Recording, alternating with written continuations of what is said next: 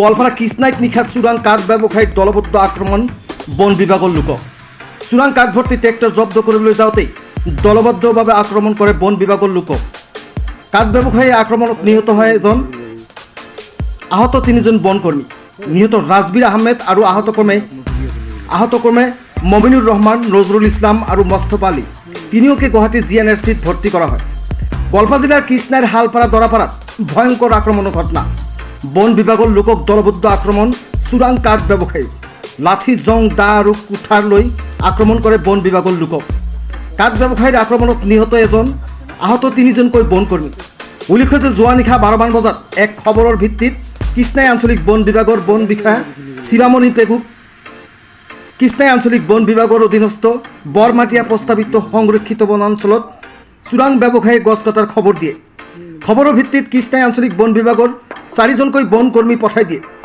বনকৰ্মীৰ দলটোৱে ঘটনাস্থলীত উপস্থিত হৈ চোৰাং কাঠ ব্যৱসায়ীৰ সৈতে প্ৰথমে বাক বিতণ্ডতা হয়। বন বিভাগৰ লোকে ঘটনাস্থলীৰ পৰা জব্দ কৰে চোৰাংভাৱে কটা শাল গছৰ কুণ্ডা ভৰ্তি ট্ৰেক্টৰ। জব্দকৃত শাল গছ ভৰ্তি ট্ৰেক্টৰ আনিবলৈ লওঁতেই চোৰাং কাঠ ব্যৱসায়ীয়ে বৰ্বৰভাৱে দা, কুঠাৰ, জং লৈ ওপৰ জুপুৰি আক্ৰমণ কৰিবলৈ আৰম্ভ কৰে।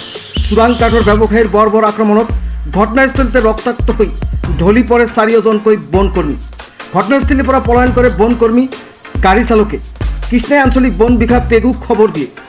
বন বিষয়াগৰাকীয়ে তৎক্ষণাত কৃষ্ণাই আৰক্ষী থানাত খবৰ দিয়াত কৃষ্ণাই আৰক্ষীয়ে ঘটনাস্থলীত উপস্থিত হৈ ৰক্তাক্ত অৱস্থাত 4জনকৈ বনকৰ্মীক উদ্ধাৰ কৰি চিকিৎসাৰ বাবে গোৱালপাৰা অসামৰিক চিকিৎসালয়লৈ প্ৰেৰণ কৰে যদিও চিকিৎসকে উন্নত চিকিৎসাৰ বাবে গুৱাহাটী GMCলৈ প্ৰেৰণ কৰে।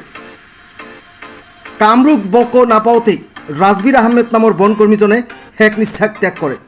বাকী 3জন GNRC চিকিৎসালয়ত ভৰ্তি কৰোৱা হয় যদিও 2জনৰ অৱস্থা অতি সংকটজনক। মৃত ৰাজবীৰ আহমেদৰ মৃতদেহ গোৱালপাৰালৈ আনি মৰণোত্তৰ পৰীক্ষাৰ বাবে গোৱালপাৰা অসামৰিক চিকিৎসালয়ৰ মৰ্গত ৰাখে। উল্লেখ্য যে গোৱালপাৰা জিলাৰ 4টাকৈ আঞ্চলিক বন বিভাগৰ অধীনস্থ সংৰক্ষিত বনাঞ্চলসমূহ চোৰাং কাঠ ব্যৱসায়ীৰ সৈতে একাংশ বনকৰ্মীয়ে মিতালি কৰি এফালৰ পৰা কুমলীয়া শাল, চেগুন গছ কাটি তহিলং কৰিছে বুলি অভিযোগ দীৰ্ঘদিনীয়া। গোৱালপাৰা জিলাৰ সংৰক্ষিত বনাঞ্চলসমূহ সুৰক্ষিত কৰি ৰখাত এক প্ৰকাৰে ব্যৰ্থ হৈছে বন বিভাগৰ লোকে। গণ্ডগোল হামগাম কিমান মানুহ আছিল এইটো অনুমান আমি ক'ব নোৱাৰোঁ, কাৰণ আমি জংঘলৰ ভিতৰত আছোঁ। ৰাস্তাত গণ্ডগোল হ'ল। আপুনিও আছিল গণ্ডগোলত মই নাছিলোঁ, মই জংঘলৰ ভিতৰত আছোঁ। মই সেই ট্ৰেক্টৰটো যে আছে ট্ৰেক্টৰটোৰ ওচৰতে থিয় হৈ আছে। তো যেতিয়া গণ্ডগোল হ'ল, মাছ, ঘৰ, কাঠ, পিঠ এইবিলাক হৈ আছে, আমি শুনা পালোঁ। আৰু ইতিমধ্যে তেতিয়া ৰাতি 10:30, 11টা এনে হৈছে টাইমটো। চাওঁ মানুহ কিছুমান তাৰমানে জংঘলৰ ফালে আহি আছে টৰ্চ মাৰি। পিছত আমি ক'লোঁ যে নাই, আমাৰো থকা নাচিব, কাৰণ আমাৰ এই জংঘলৰ পৰা অলপ ছাইড হ'ব লাগিব। ইতিমধ্যে আমাৰ নাথৰ মোবাইলতো কোনোবাই ফোন মাৰি দিলে তাড়াতাড়ি ছাইড হওক। আমি জংঘলে 1.5 ঘণ্টা খোজকাঢ়ি হাইৱে পাইছোঁ। হাইৱে পাৰ লগে লগে সব আমাৰ দুধ নৈ উচি চাই আমাক দেখাবে, গাড়ী ৰাখি আমাক গাড়ীটো খাই দিলে। এইখিনি কেইজন আহত হ'ল? আহত 4জন, মুস্তফা, মবিনুৰ ৰহমান, নজৰুল আৰু আমাৰ এই কম্পিউটাৰৰ ল'ৰাটো ৰাজবীৰ আহমেদ। এই 4জন, তাৰে ভিতৰত শুনা পাই আছোঁ যে এজন ডেথ হৈছে। এতিয়া কিমান মানুহ আক্ৰমণ কৰিছিল গম নাপায়? সেইটো গম নাপায়, আমি জংঘলত আছিলোঁ সেই সময়। জংঘলত আছিলোঁ। মানে ফৰেষ্টত মাষ্টাৰ ৰোলত কাম কৰে। বাইদেউ এই মাতিছে যে তুমি আহা, ডিউটি যাব লাগে। আমাৰ ষ্টাফ মাৰি পেলাইছে, গৈ কিনে চাবি যাব লাগে, ফৰেষ্টৰ দৰাপাৰাত লৈ যাব লাগে। 4জনে ইহঁতে গৈছে, চাবিটো দিব পৰা নাই। তাৰমানে যাৱাৰ সময়তে তাতে দৰাপাৰাৰ মানুহে গোটেইকেইটাই লৈ কিনে সিহঁতক পূৰা মাৰি থৈ দিছে। এজন মৰিছে নেকি? এজন মৰিছে, আমাৰ ৰাজবীৰ মৰিছে। বাকী 2জন সংকটজনক, এজন চিভিলত চলে আছে। বাকী 2জন গুৱাহাটী আছে। এতিয়া গুৱাহাটী যায়ে নাপাল, মানে 6গাঁৱৰ এইখিনিতে ইয়াতে কিয় গৈছিল? তাতে চাবি দিবলৈ গৈছিল, মানে ট্ৰেক্টৰ ধৰিছিলে, তাতে গাছৰ গাড়ী ধৰিছিলে। ড্ৰাইভাৰটোতো পলাইছে, চাবিটো দিবৰ কাৰণে ধৰিছিলে। তাতে চাবিটো দিবই নাপালে। তাতে ৰাইজে মানে ধৰি কিনে পূৰা মাৰি দিছে। কোবাই মাৰিছে? কোবাই মাৰিছে। ইয়াত কাটা আছে, গাঁৱৰ দি তাতে পিঠাগুড়ি মাৰিছে, মূৰত ভৰিত দেহাতে যোৱা নিশা কৃষ্ণাই বনাঞ্চলৰ অধীনৰ শালপাৰা দাৰাপাৰাত আমাৰ কৃষ্ণাই বনাঞ্চলৰ বনকৰ্মীয়ে পহৰা কাৰ্য কৰি থাকোঁতে এখন শাল গছৰ ট্ৰেক্টৰ ধৰে।